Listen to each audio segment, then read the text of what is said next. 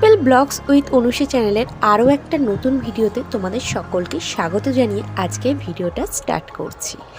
তো দোল অনেক দিন আগেই কেটে গেছে, কিন্তু ভিডিওটা তোমাদের সঙ্গে শেয়ার করা হয়নি, তাই আজকে দোলের ভিডিওই নিয়ে তোমাদের সঙ্গে চলে এসেছি। তো এবছরের দোল আমার কেমন কাটলো সেটাই তোমাদের সঙ্গে আজকে শেয়ার করব। তো চলো ভিডিওটা শুরু করা যাক। তো দেখো, সকাল সকাল শুরু করে দিয়েছে সব রং মাখতে বাচ্চারা। তো বাবুও চলে গেছে, দেখো সকালবেলায় কি অবস্থা করেছে। তো আরও সকাল থেকে শুরু করবে বলেছিল, যেতে দিইনি বলে 11টার সময় বেরিয়ে শুরু করছে। আর এদিকে টিফিনটা রেডি করে আমি বসে গেছি। উপরে জ্যাম লাগানোটা বাবুকে দিয়েছিলাম, ও খায়নি, তাই জন্য এখন নিয়ে বসে গেছি। ওকেও খাইয়ে দেবো, আর আমি নিচেরগুলো ব্যাটার লাগিয়ে আমি নিয়ে নিয়েছি। তো সকালের টিফিনে ছিল এইটাই। এই মুহূর্তে কিন্তু আমার স্নান করা কমপ্লিট হয়ে গেছে। স্নান টান করে এসে আবিরগুলো ঢেলে একটু সাজিয়ে নিলাম। আর কী কী কালারের আবির কিনেছিলাম সেগুলো তোমাদের সঙ্গে শেয়ার করা হয়েছিল না, সেগুলো দেখিয়ে দিলাম।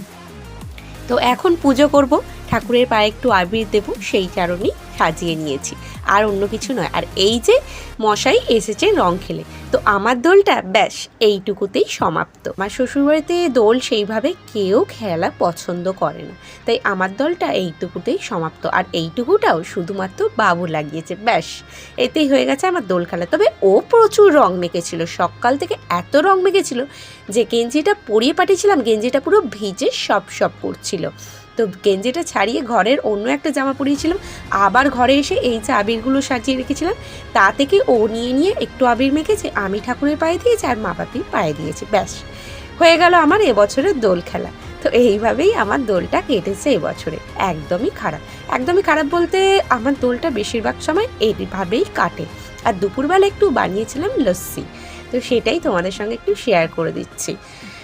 দই আনতে বলেছিলাম, আর সেরকম কিছু কিন্তু ইনগ্রিডিয়েন্টস দিইনি, সাধারণভাবে শুধু দই দিয়ে মিষ্টি লস্যিটা বানিয়েছিলাম।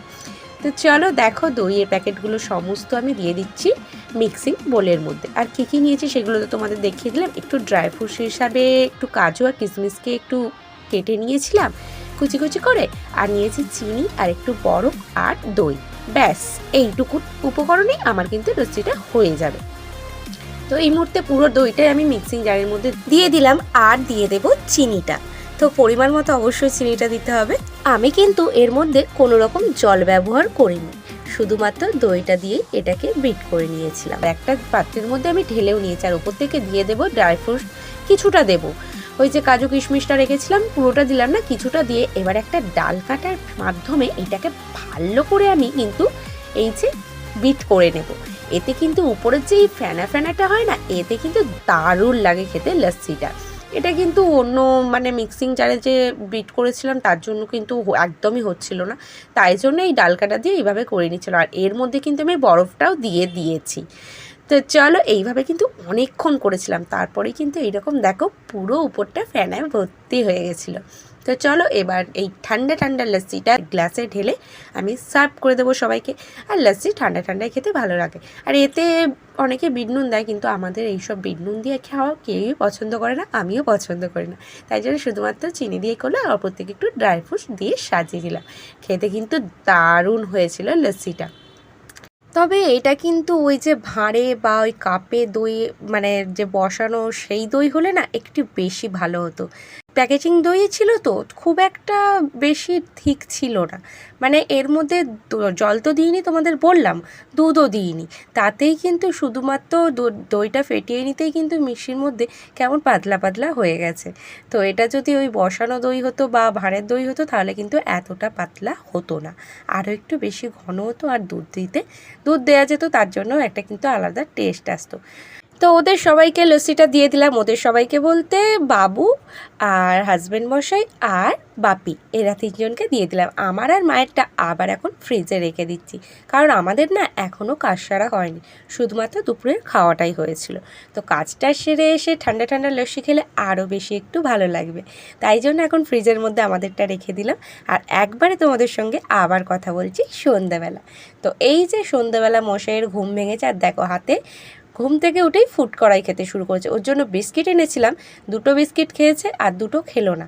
এখন আমি খাচ্ছিলাম ফুড কড়াই, আমার থেকে ফুড কড়াই নিয়ে ও খেতে শুরু করে দিয়েছে। আর এদিকে তো ভিডিও চলছেই।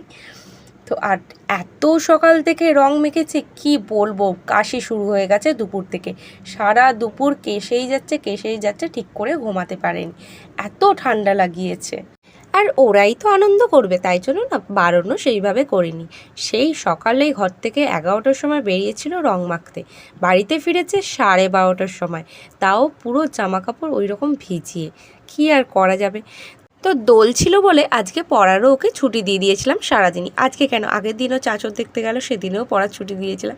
মানে ছুটি ছিল তো, তাই ছুটির দিনগুলো না আমি একটু ছুটি নিয়ে নিয়েছিলাম। আসল ব্যাপারটা এটাই, ওকে ছুটি দেওয়ার। ও তাই জন্য শুয়ে আছে। আর এখন সন্ধেবেলা চলে এসেছিলাম দুটো পাঁপড় ভাজার জন্য, ভালো লাগছিল না, তাই জন্য কয়েকটা পাঁপড় ভেজে নিয়েছিলাম খাওয়ার জন্য। আর এরপরেও না অনেকটা ভিডিও ক্লিপ ছিল, সেটা ডিলিট হয়ে গেছে। তোমাদের আগের দিনের ভিডিওতেও শেয়ার করেছিলাম, টাইটেলে দিয়েছিলাম যে কিছু ভিডিওর ক্লিপস ডিলিট হয়ে গেছে। তো তারও ভিডিও ক্লিপ কিছু ডিলিট হয়ে গেছিলো, আর আজকের ভিডিওটারও অনেকটা ক্লিপ ছিল মাঝখানে, সেগুলো সমস্ত ডিলিট হয়ে গেছে।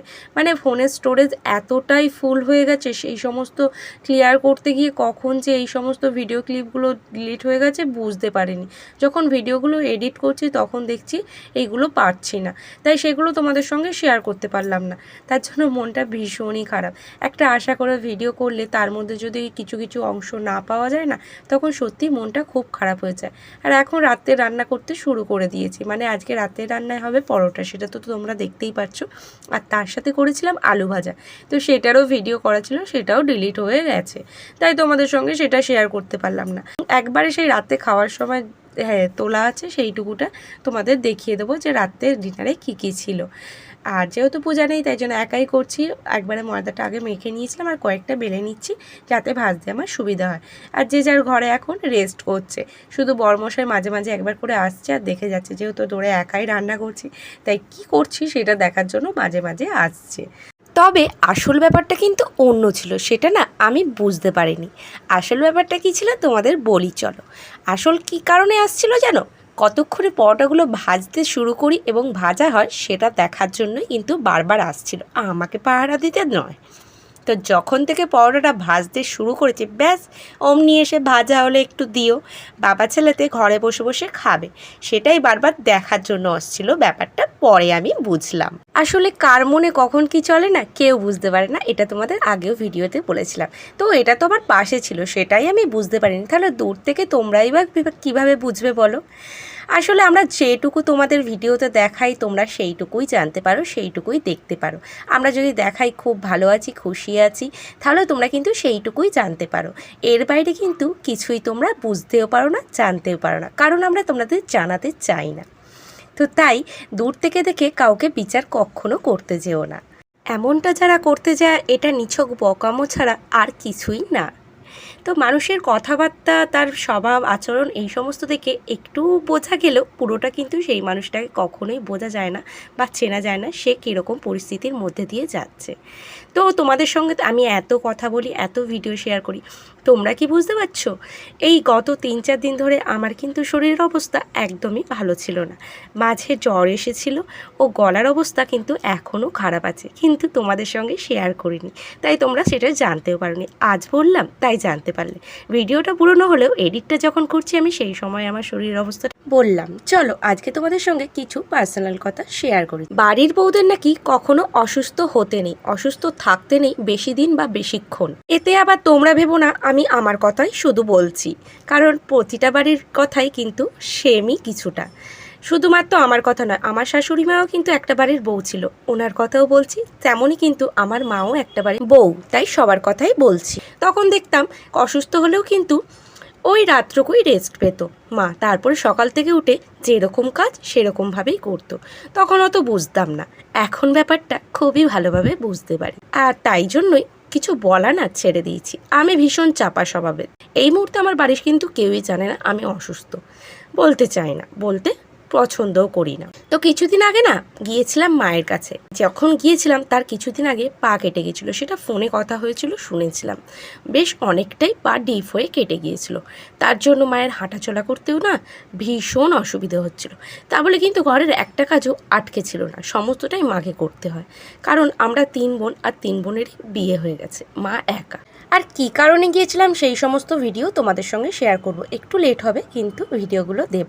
তবে যাবো নাই ভেবেছিলাম, হঠাৎ করেই সেদিন চলে গিয়েছিলাম। বাড়িতে লোকজন গেলে কাজ তো কতটা পরিমাণে বেড়ে যায় সেটা তো তোমরা সবাই জানো। তার উপরে নাতি গেছে, তার তো আবদারের আর সীমা নেই দিদার কাছে। সেই সমস্ত নিয়ে মা কিন্তু সমস্ত কাজই করছিল। যখন হেল্প করতে গেলাম তখন বলল কিচ্ছু করতে হবে না, একটা বেলার জন্য ঘুরতে এসেছি, যা আনন্দ কর তোরা, এখানে আমার কাজ আমি ঠিক দেখে নেব। মায়েরা না এই রকমই হয়।